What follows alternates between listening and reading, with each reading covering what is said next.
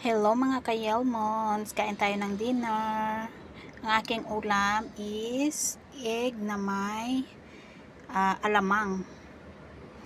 Tapos ito yung ginisang alamang at saka dilis.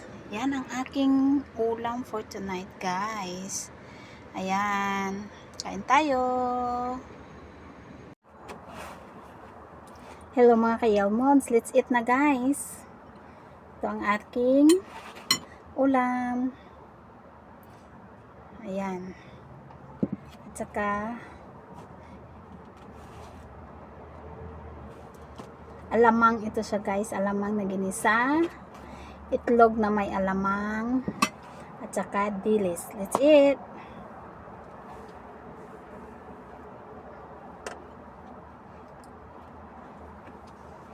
Let's eat!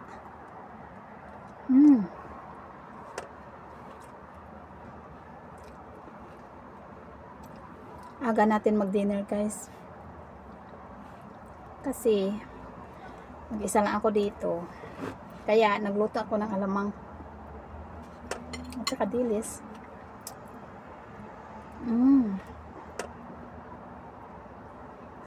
Sabi. Kakamis talaga guys ang mga ulam natin sa Pinas guys, nakakamis ano.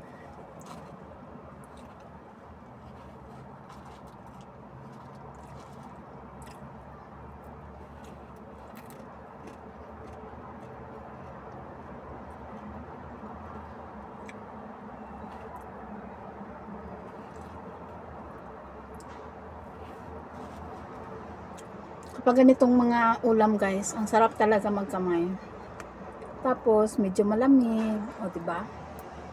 As in, grabe talaga, feel talaga ang sarap ng ulam sa ano, galing Pinas.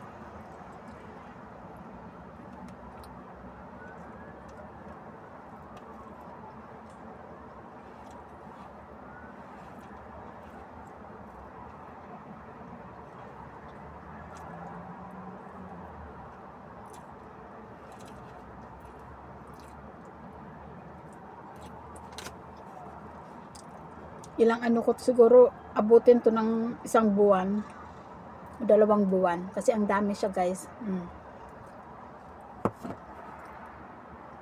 Pakunti-kunti lang guys ang kain guys, oy. Huwag masyadong marami kasi maano siya baka may blood tayo nito.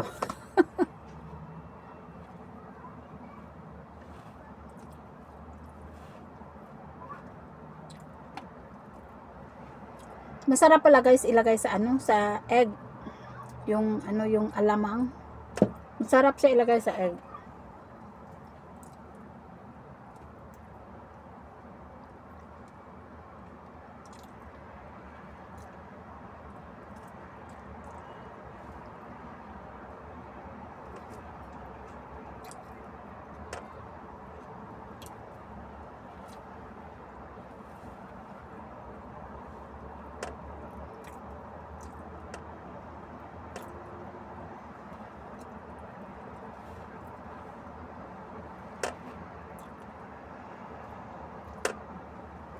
Ang aga kong kumain, mga 5:30 pa lang.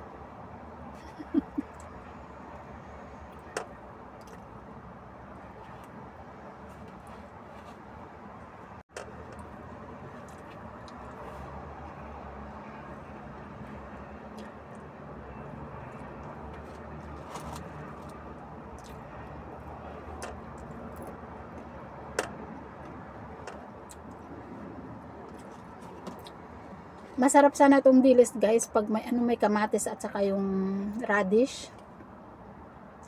Kaso hindi ako nakapunta ng market. Malayo dito yung market guys. Lalakarin ko pa ng ilang mga 20 minutes. Kaya hindi na ako nagbaba guys, oy, kasi malamig. Ito na lang. Pag may matira, pag makapunta ako ng market, bibili ako radish at saka yung kamatis. Masarap yan guys.